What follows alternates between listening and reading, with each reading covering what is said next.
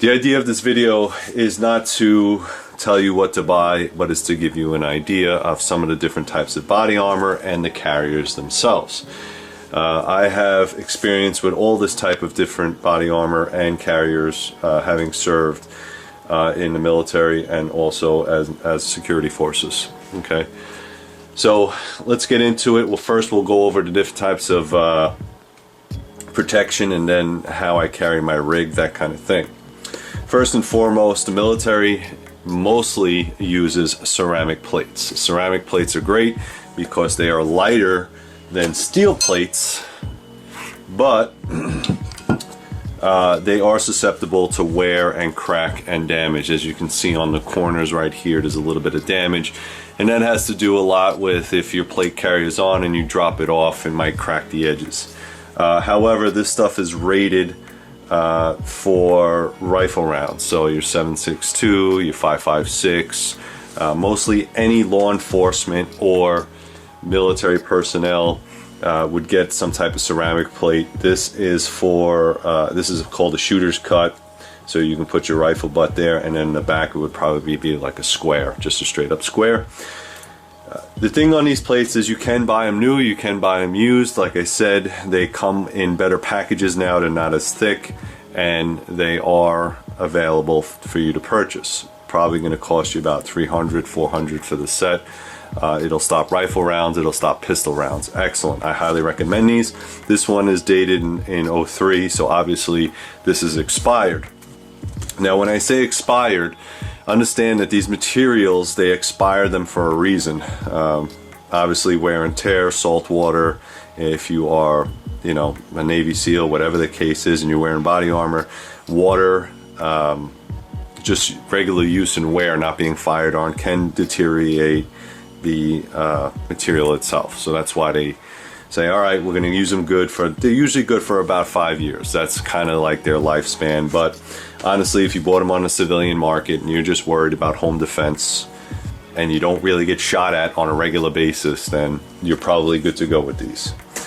The next one is the steel plate, which by itself is an excellent protection. Okay, this one happens to be just a square piece that you would wear on your front or on your back, and I will say it will stop any type of rifle or pistol round. And what I mean by that is small arms, not 50 cals and all that other crazy stuff, but 5.56, 7.62, 308, you know, 44, I think it's 4470, that kind of stuff. It's steel plate, and it's hardened specifically for that. The problem with this is there's no spalling on the faceplate itself. So if the rifle round hits this, it will explode or splatter. And what happens is if your face is up here and you get hit by shrapnel, you can also get killed. So what a lot of companies started to do is to put spalling protection on there, and it's more along the lines of like a Kevlar plastic coating, where if the bullet does hit it and splatters, it captures it. Okay, I know there's a lot of videos on YouTube where guys are using duct tape and all kinds of plastic and cardboard to do that. If you are going to get metal plates, get spalling protection. I think it's AR500 does a lot of metal plates and spalling protection. The good thing about metal or steel is that once you shoot it, you can shoot it multiple times. It has multiple threat protection. Okay, so you could just keep shooting at it, and you're probably going to be safe. Obviously, if you're on the receiving end, you don't want to be getting shot at multiple times, but if you've got 3 rounds center mass, and you will survive that. On the ceramic plates, usually it's a 1 hit, 2 hit, 3 hit, and you're kind of got to throw the plate out. I mean, it will save your life. You will get knocked on your ass, but it will save your life, which is great with ceramic plates. It's a little bit bulkier, but the spalling protection is already ingrained in there. Okay, so it's really great. And these are lighter than steel. Most law enforcement are going to wear something like this. It's called soft body armor. Okay, this is the front panel. They have the rear panel as well. This was manufactured, this is expired as well in 05. So obviously 2017 it is expired. Normally with these they should be replaced every 5 years, again because if you're a law enforcement officer, you wear your sweat, it's raining, the fibers inside, supposedly the fibers inside will get kind of creased or lose its density, because all it is woven Kevlar. So it's material and it's woven together, and that material can fall apart at some time, especially if it's hot, it's cold, and it's a consistent perspiration of body, sweat, and everything else. It will deteriorate. If you don't believe me, ask any law enforcement officer. Usually what they do is they wear these, and then after 5 years, if they're not replaced, what they'll do is they'll take one of the body armors from a police officer, they'll put it in the range, and they'll shoot it, and the bullets will go right through it. All right, so believe me, that has happened. And then what they'll have to do is they'll have to replace that whole lot. If you see on here, there is a lot number. I'm not really sure where it is. Here, the serial number. And then what the body armor manufacturers do is they'll pull the whole lot. So if it was 1,000 in this batch and a bullet goes through it, they'll take 1,000. They'll replace all the officers' vests. This is only good for pistol rounds. So anything up to a 44 Magnum, 9mm, 40, 45, 357. A rifle slug will go right through this. So if you are using a shotgun slug, if you're using 5.56, if you're using any type of small arms, it will go right through this vest. So police officers are only protected against pistol rounds. All right. If you do a shotgun, maybe, and you get shot by a shotgun with this, you might survive it. Slug, it'll go right through a slug. A slug will go right through this vest. So what had happened was a lot of the police agencies, what they'll do is they'll take a plate and add the protection. Now this is a metal plate, but a lot of them come now with a ceramic plate insert. So you'll see a lot of police agencies will double up, so to speak. The great thing about this vest is that it is lightweight.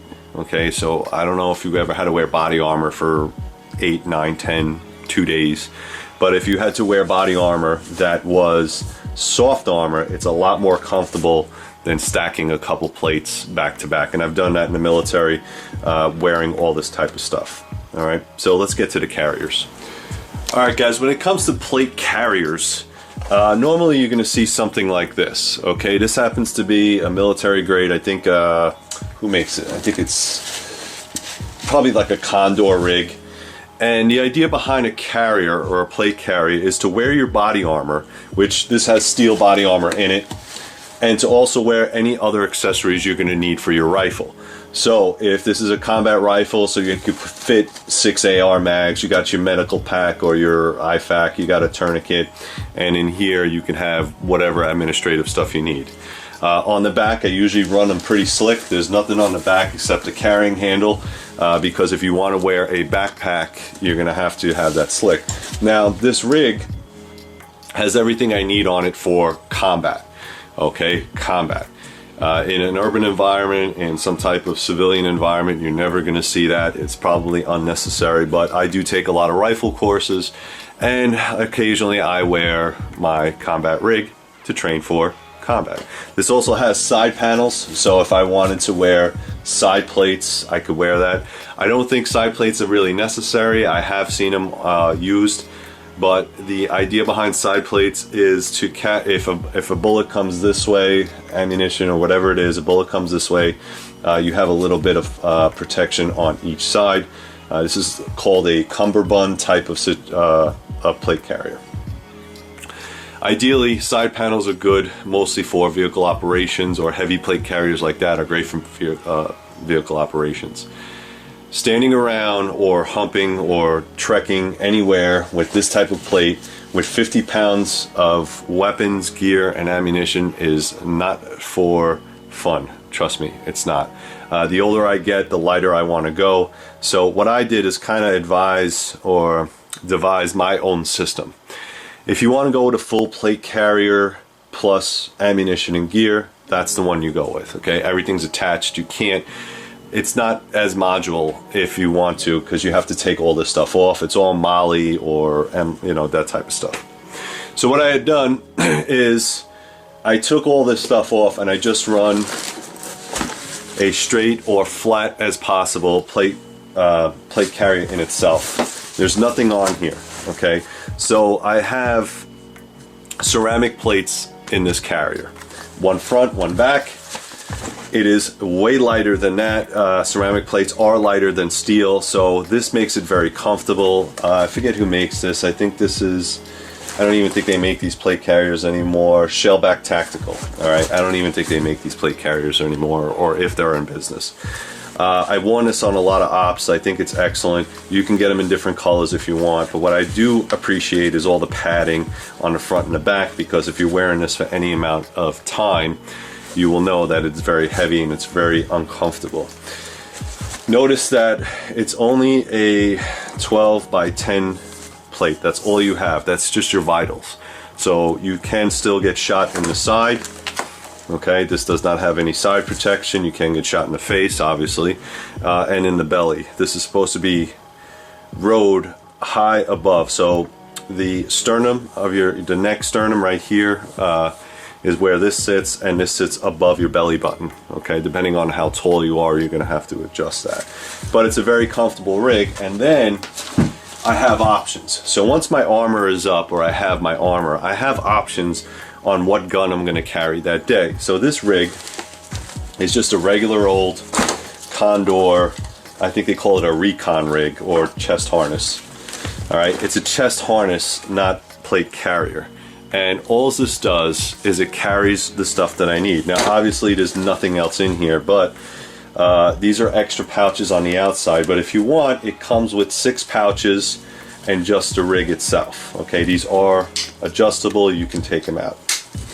And what I had done is, if I needed to, depending on what rifle I'm carrying, they are going to be some type of magazine. This rig right here will carry any type of AR-15 or AK-47 magazine. I also have a radio pouch there, or I can use it as an admin pouch, and I have my IFAK. Inside here, I have some more storage for maps, pens, papers, or anything like that. And this is super, super lightweight. Okay, so what I had done is take this and make it into this.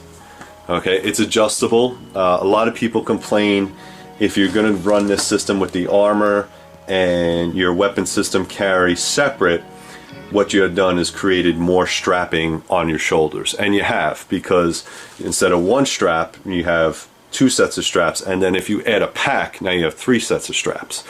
So that could be a little bit cumbersome. I understand, I get it, but this modularity helps me determine on what I'm going to do that day. I might not need to wear armor, or maybe I'm just wearing armor and I'm wearing a pistol. In that case, what I would do is wear a pistol belt, or battle belt, if you will. All right, so I don't need all this other stuff. Depending on the mission, depending on how I'm training, that's sort of where I would go. If you don't want to be prepared, if you're not military, if you're not law enforcement, and you don't work for the federal government or security forces, then you will probably never need this. However, home invasion is a big problem right now. I've seen a lot of home invasions go terribly wrong.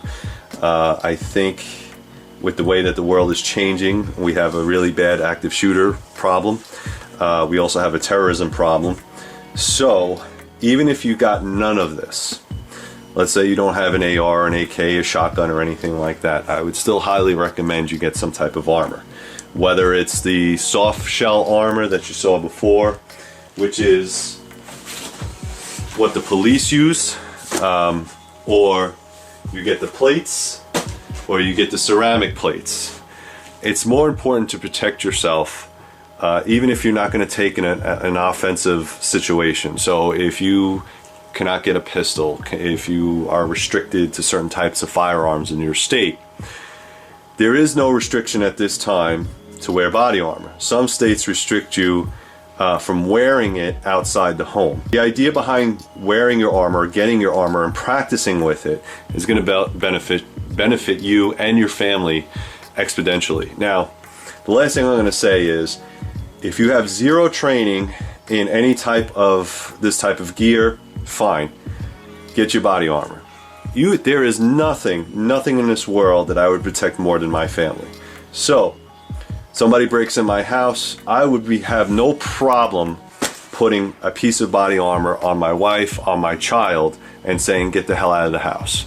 Some of this stuff is stab resistant, like the plates. If a guy comes in the house and has a knife or something like that, at least you can protect yourself. Bullet resistant, obviously. But it takes no training whatsoever to purchase a good set of body armor, have it available, and then if something happens inside your home or while you're out, you can leave it in your car and you can just throw it on and you're good to go. As always, if you guys are interested, please go to Three River Blades. Check out what I got up there, threeriverblades.com.